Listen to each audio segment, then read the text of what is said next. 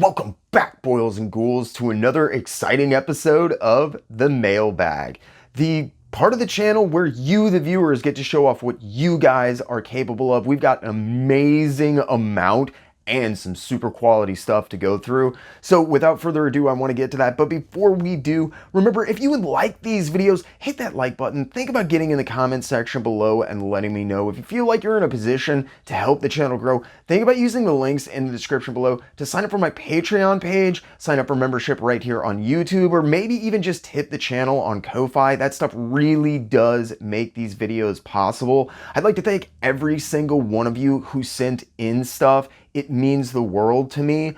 If you are interested in getting your piece featured on an episode of The Mailbag, just use my About section, look up my email, drop me an email, hit me up through Instagram, Facebook, whatever. We'll hook up. We will get your books featured. I can guarantee that anything sent to me that is safe to show, I will put on the channel. No favorites. So if you're interested in getting your stuff featured, please just get a hold of me and we'll make sure that happens. But without further ado, let's get into it.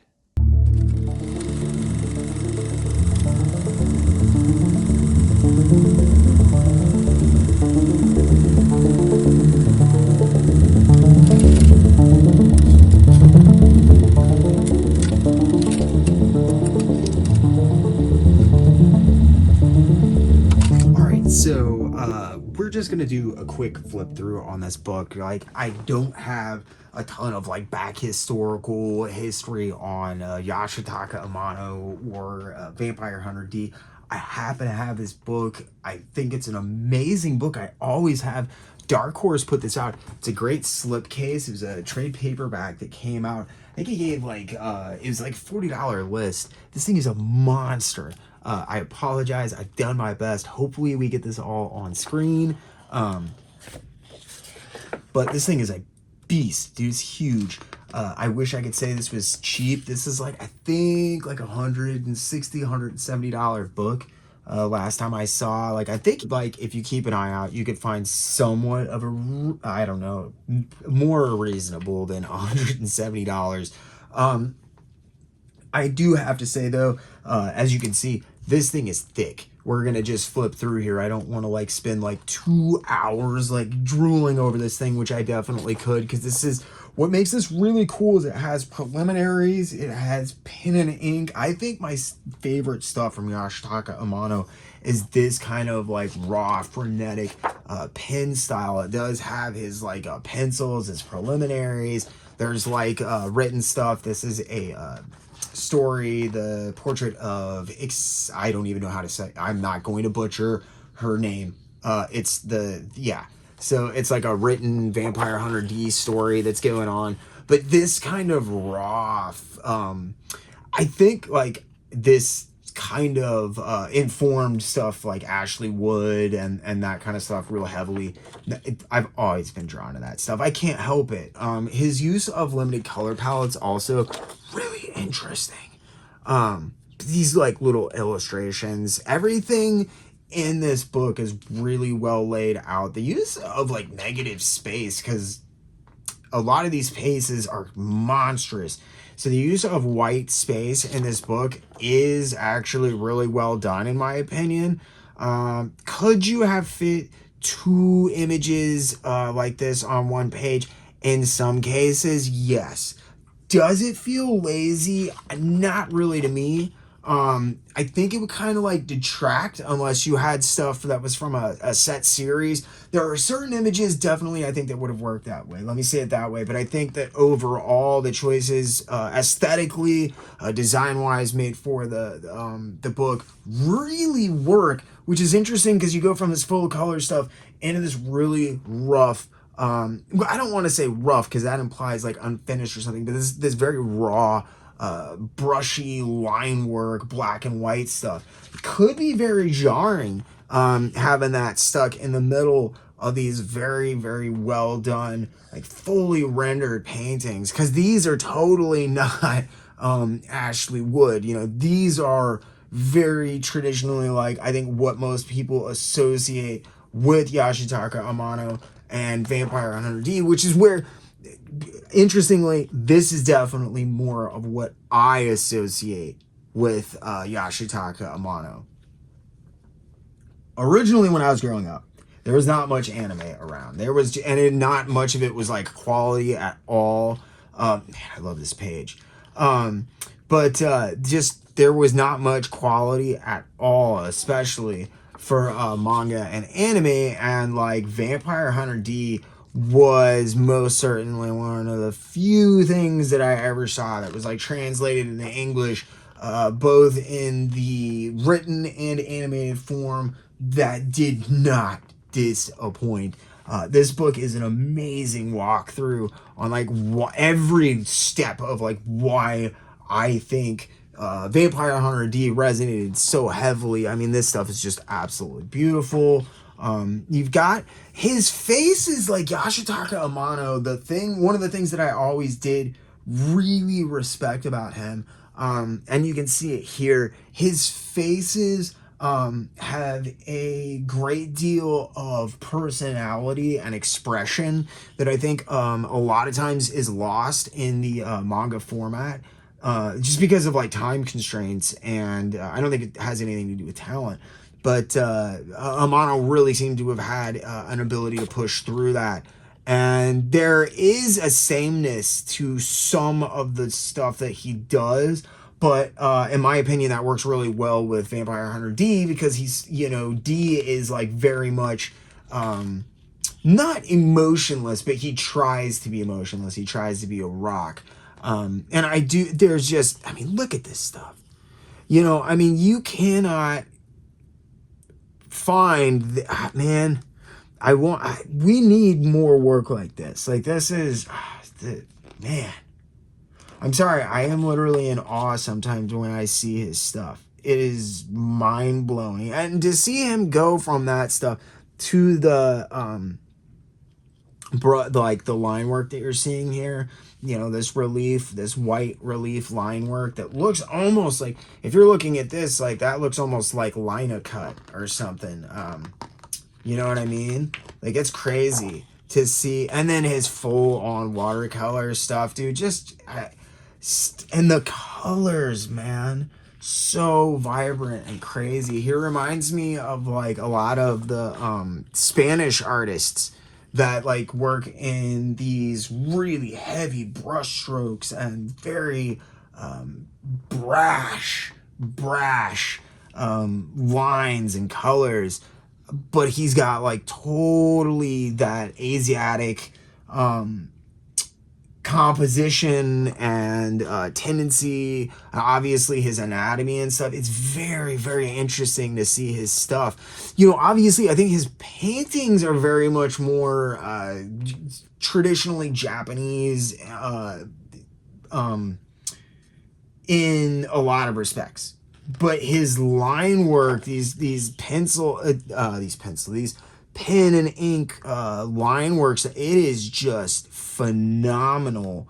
And it's like the shorthand that's going on here, seeing a lot of this stuff like blown up, is just, it's crazy, dude. It's beautiful. I wish I had like 3 hours where we could just sit around and look at every one of these, because like there is, like, as you can see, like that's the same character for all of this stuff. And that's what I mean about a sameness to D. It's not like out of place for Vampire Hunter D. It works very much for the character. Absolutely beautiful. And you can see how much he can reduce that face. Like, there's virtually nothing to that face, and yet that is undeniably Amano's D. You know what I mean? Gosh, man, I love some of this stuff. It's really cool. I have not had a chance to read all of Amano's Vampire Hunter D stuff. It's one of the few like mangas that I would really, really like to get into, but I don't know of any like fully comprehensive collections or anything. I did, like I said, I found, actually maybe I didn't. The list on this was like $40, and I found this at a Barnes and Noble a few years ago. And I had no idea what it was. and like there was some scuffing and stuff on the cover, and there's like some little lines on the, you know, binding and stuff on the pages and stuff inside. So it's like, I'm not paying $40 for that book. And the lady was like, oh, well, would you pay $20? And I said, yes, I would pay $20 for that. So I was pleasantly surprised when I got home and was looking, because I expected this to be more of just his paintings. And while I do love his paintings, holy, look at that, dude. This is so beautiful. The movement and the like fluidity is just incredible. I'm absolutely like always awestruck when I see his stuff. And since I haven't gotten to read everything, like seeing blow-ups of all this original art is absolutely fantastic, because I don't even have any like context to put it in of like what this looks like when it was reduced or what it was used for in a lot of cases. Like some of this stuff, like obviously it's covers and that kind of thing. And like, yeah, okay, you can contextualize those. But like a lot of these, I get the feeling are like panels or pages and that kind of stuff that are very much storytelling elements that are going on in pieces, and it's super duper cool. You also get to see kind of this, I don't even know if it's because everything in here is not necessarily dated. I don't know if it's an evolution or just a difference in style, but like you can see his very heavy, I think this is for published work, it's like real heavy black and white earlier manga stuff, and then this he's refined his stuff down to like that blue line pencil sketch face that we saw earlier, to where you know this is an Amano D. You could just like see just the brim of that hat and the face and that chin, and it's beautiful because it's like Mobius-esque in the way that he can refine it, and yet it reminds me so much of this really really intricate paintings that he does, whereas like there feels like there should be so much more intricacy going on in these pieces than there is in this, and so he's refined his line style. Amano is very, you know, I mean, obviously just an extraordinarily versatile guy, but his, like, the variations in style are kind of jaw-dropping, because, like, if you look here, there's a moodiness and a freedom to the line work, as well as the, I believe this is just straight, and maybe there might be some other stuff in here, but mostly watercolor, I would assume, maybe some dyes, and other inks, but like the fluidity and the flowing bloody nature of the ink and watercolor and stuff, like his ability to do that, but also this kind of stuff. Very loose, very, I would say, you know, I would say French. It reminds me very much of like those very brash, loose color palettes that I would see, and the line work that I would see from France. God, that's gorgeous. His black and white stuff, I mean, this is undeniably beautiful. Like, your eye is drawn here, but his black and white stuff is just freaking phenomenal. Like, look at this. You know, like, this is how D stuck around for so long. Like, I just want to take this stuff and dissect this. It's been years since I went through this book. I'm super excited to go through this all with you guys. I hope this doesn't run like 3 hours long and we don't get bored, and you guys don't get bored like halfway through here. Okay, so here's that more like refined, like, look at this line, this color. I mean, the precision of the painting of the jewelry underneath everything, as compared to the freedom and the fluidity of something like this, where you're getting that same kind of detail, but very much like impressionistically placed in there, so kind of subconsciously. And you get pieces that are also a real nice combination of that. The color here is much brighter, much more refined, I would say, but it's nowhere near the point of revision and minimalism that you see in a lot of these D pieces that are, I think, very synonymous with like the the cover work and those kind of like ad and house poster and illustrations and those kind of things that a lot of Westerners associate with Amano. This is what I've always thought of. Ever since I saw this stuff, this is kind of how I see D. And that's why I think the first movie works very well for me, because it does. It very successfully taps into this right here. And this is an interesting piece because you can see there's also like an ability to take this very loose brushwork and apply the loose, straight, very sparse, minimalistic line work that he does for compositions on faces and stuff that he uses for his paintings, and put that inside of his brushwork. Super versatile guy, and it's cool to see. And this is another thing that I'm talking about where I think they made a lot of, like, there are sometimes where I think pieces could have fit on one page if they were just reduced a little bit, or maybe the book was just a little bit bigger or whatever. But the pairing of images, I think, is very well done in this book. It's very intelligent. I do really like their composition of like or their choices for panels. I obviously, as I said, I haven't read everything, but like, dude, I mean, some of this stuff is just mind-blowing. And it's fun, like I said, it's awesome when you have no context to put like giant spider and crab monsters into. And, you know, obviously I think this is probably another vampire that he's slicing their head in half. Oh man, look at just some of this work. It's just phenomenal. I mean, no, it's all phenomenal. Like, you dream of being able to, just the visceral nature of that water is so beautiful. And like, this is what I mean about like how he can vary his line work too, because this is all like real heavy brushwork, and then bam, he's into like real fine, thin line work, and then we get back into a very, and she is very much all that same light, sparse line work. She's a female character, and then we have D, who's very much more that heavier brush coming back, and it's such a good piece. One of my favorite freaking pieces. As I said, I have no idea where half of these came from.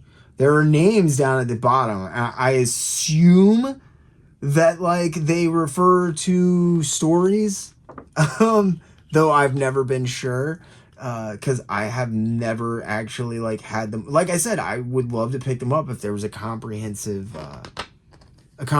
collection, but they're just, I don't know of any that have come out. Of course, I quit looking a few years ago, and now manga, of course, has exploded in popularity. So perhaps I've missed something.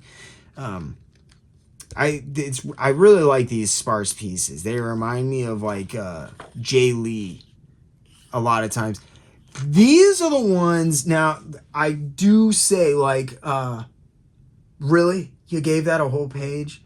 I like that piece, and it does illustrate well what I'm talking about. Like, as I was saying earlier, like basically all you have to see are the eyes and the brim of the hat, and you know that is an Amano D, right? But like, really? You gave that a whole page? Dang it, guys, like, come on.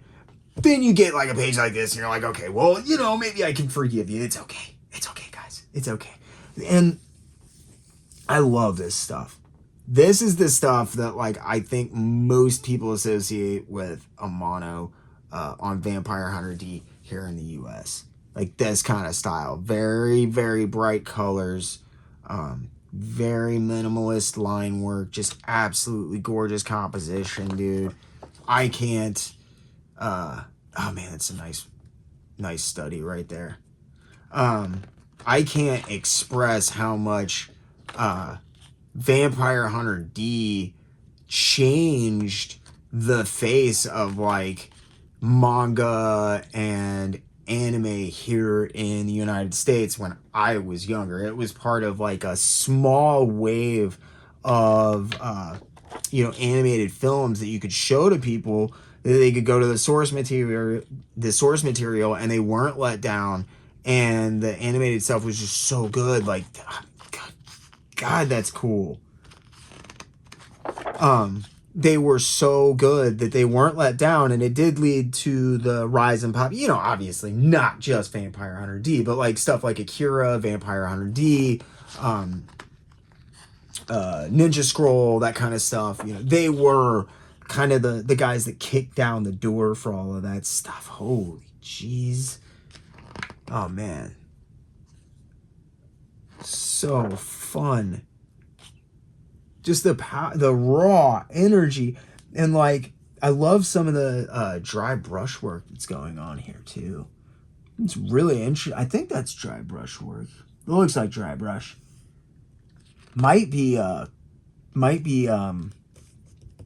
watercolor pencil, or even some pastel maybe. It looks like dry brush because this is his dry brush, but I don't know. Those are just the nice patterns, nice. See, it could be pastel. Yeah, it might be just pencil and colored or watercolor pencil too. I don't know. Charcoal maybe even. Wow, that's really cool. I wonder how those reproduce on page, because this is all the original stuff. I wonder how that reproduces traditionally black and white. I wish they had some of these. I wish I had some of these to compare to the published or finished versions. That would be really cool. I wonder if I could take these and like maybe take a couple of pictures and run them through Photoshop or something and see how they look. I'd be interested to see how those reproduce, because that did almost have me tricked. I was like, is that dry brush? It looks like dry brush, but it's so controlled. Like, how did you get so much I don't know.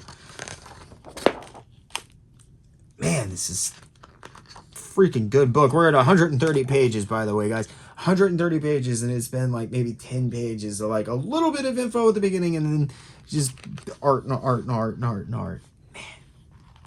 And this is the stuff that I think most reminds me of like Jay Lee. I don't know if it was Amano or like I know that there's got a lot of guys that look like Amano, but I don't know if that's because he's so famous and like people emulate his style, or because this is a popular style over there and he's just doing something that's inside of it.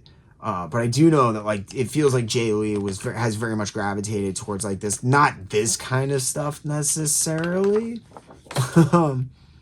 But oh wow, that is crazy. Wow, see, really?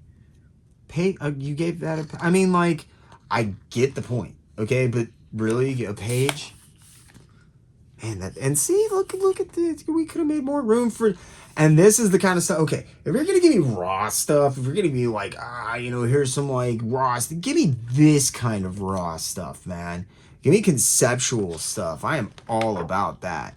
Yeah, give me raw stuff like that. That is gorgeous. His texturing and stuff, just next level. The color work, like the negatives. And this is one of the things where I do think that the compositional layout of this book actually works, because I really like the white on the outside of that, black as the border. If you had this like framed as an original piece, or you had this up in your house as a print properly, that's how I would see that framed, as like a white matte frame. Gorgeous. Where it does a really nice job of setting off some of the colors. And he's got, he doesn't really necessarily use a lot of like white paper, usually toned off cream, that kind of thing. So it's easy to differentiate where the pieces start. Yeah, like I said, I got this, sorry guys, I got this for like $20, so we might have a couple of pages that are a little bit tinky tinked up at the top. So they stick together. But this is like, wow, this is like a Renaissance painting. Like it's like a Renaissance portrait. And see, this is like traditional Japanese style, but it's not overwhelmingly. I don't know. There's something that reminds me like almost of very French influence somehow in a lot of his stuff that's going on here. Man, that's a good piece. That's crazy. It's interesting to see how raw some of these pieces are as well, because when you first look at this, like, it's easy to almost lose the characters, as opposed to the page that we saw that was very similar to this, that was just the black and white line work version. I mean, it wasn't obviously that exact scene, different pose, all of that, but much easier to, in my opinion, that was much easier to read. That's why one of the other reasons that I'm drawn to that black and white work is I think it is just necessary, like when he's telling a story and it's not just like a single image like this, I think it is a lot easier in many cases to tell a story in black and white, because if you can do it with the line work alone, then like 99% of your footwork is done. Like adding color to that is just going to accentuate it. At least adding good color is going to do nothing but accentuate it and make it better. Again, the juxtaposition of some of this stuff is a little bit like, what? Super minimalist, like this is the Jay Lee stuff that I'm talking about against these like painted pieces. Nothing against it, I just don't necessarily I think get it. Man, this is so beautiful. Absolutely killer stuff. This is the stuff that I really gravitate towards. Very like impressionistic, like really loose. I see a lot of Ethel Edra, I think it is, that does Edra is from does Something Is Killing the Children. I see a lot of this kind of work coming up because of that series these days. But look how much easier this is to read than that blue painted piece, in my opinion. But his line work is like where his black and white pen and ink work is where it's at for me, man. Even this stuff that's so like minimalist, I just can get into so much more than his painted stuff. And there's nothing wrong with this. Obviously it's freaking phenomenal stuff, but like, man, give me more of this. I want like an artist edition of Vampire Hunter D. Like, this makes me want like although this basically operates like an artist edition in a lot of ways, because I think a lot of these are panels. I would just love to see like sequential pieces and panels and stuff. Jesus, that's beautiful.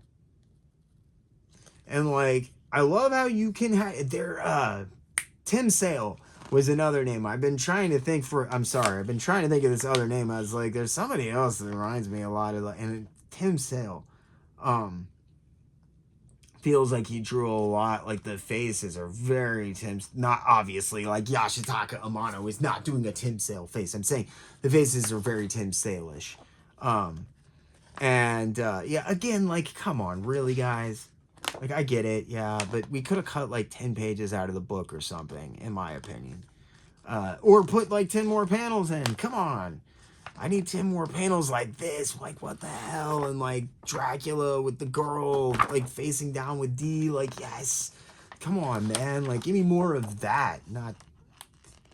See, there's like definitely 10 pages that I would have taken out of this book. But, for like $20, I couldn't complain. For $170, I don't know if I would be quite as ecstatic about those pages, but they're worth it just to get stuff like this. And man, like, There's other stuff because, like, I know a lot of this is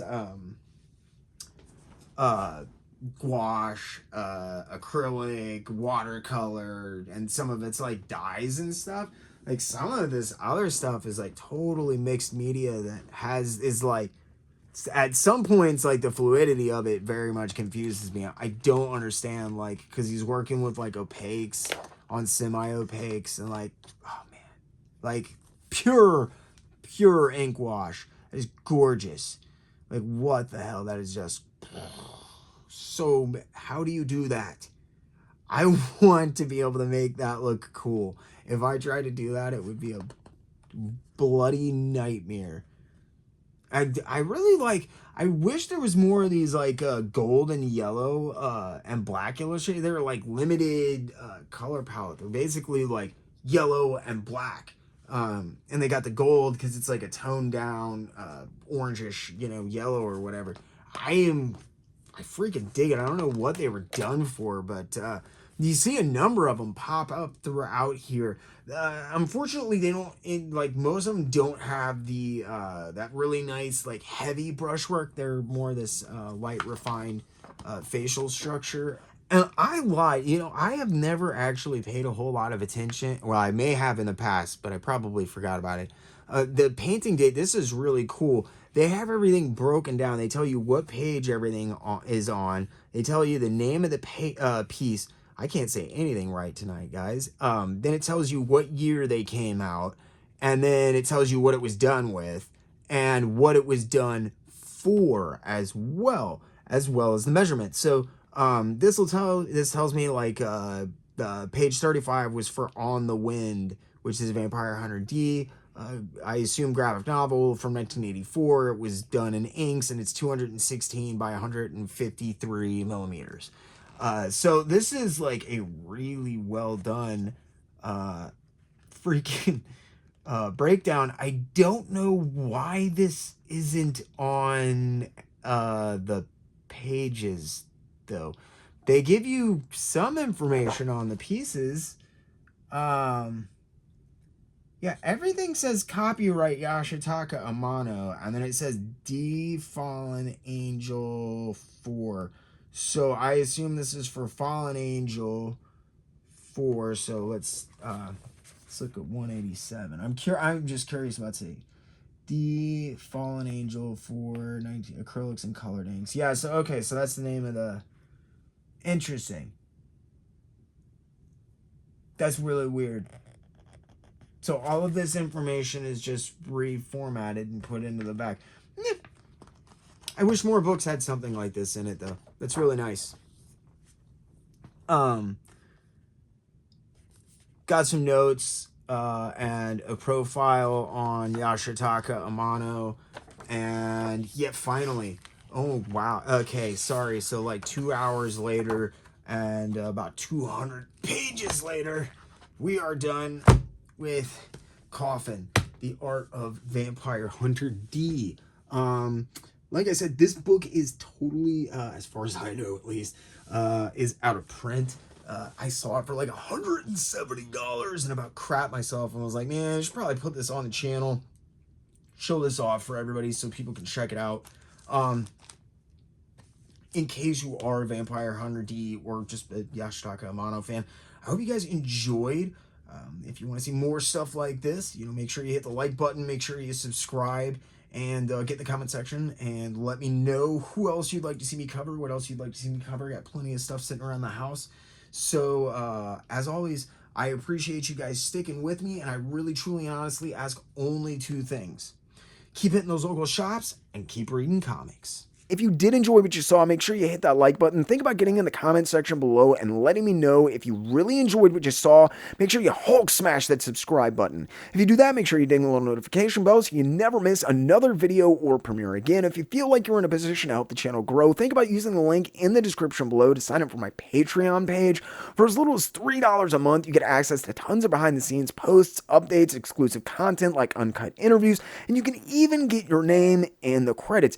If you want to support support the channel, if Patreon is not your thing, have no fear. You can finally sign up for membership right here on YouTube. Just hit the little join button and make sure to select the tier and the perks that fit you best. If that's not enough, you can also make one-time donations towards specific goals or just tip the channel using the Ko-Fi link in the description below. And you can even pick up your very own JerkComic shirts like the ones you see on the screen now. As always, this video was brought to you by the Jerk Broadcasting Service, as well as generous grants from the Patreon, Ko-Fi, and YouTube members you see on the screen now. I seriously want to thank every single one of you that supports the channel and helps make these videos possible, with a super special thanks to my loyal Wednesday Warriors, Channel 10, Chasen, Clinton Salvini, and Mike Dolan. I really hope the quality and content is getting better, and I can't wait to see where this next year takes us with your continued support. Thank you again for helping this crazy dream of mine become a reality, and for sticking with me. I hope you all enjoyed, maybe even learned something, and as always, I really, truly, and honestly ask only two things. Keep it in those local shops, and keep reading comics.